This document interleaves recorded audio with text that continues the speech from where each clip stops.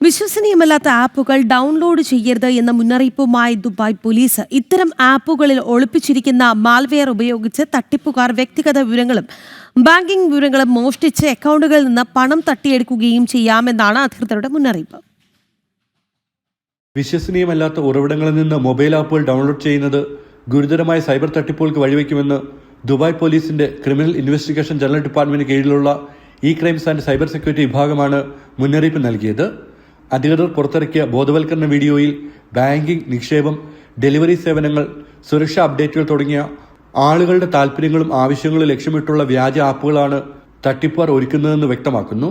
ഈ ആപ്പുകൾ ഡൗൺലോഡ് ചെയ്യുന്ന നിമിഷം തന്നെ തട്ടിപ്പുകാർക്ക് ഫോണിലേക്ക് പ്രവേശനം ലഭിക്കുകയും ഉപയോക്താവ് അറിയാതെ തന്നെ വിവരങ്ങളും പണവും നഷ്ടപ്പെടുകയും ചെയ്യാമെന്നും മുന്നറിയിപ്പിൽ പറയുന്നു.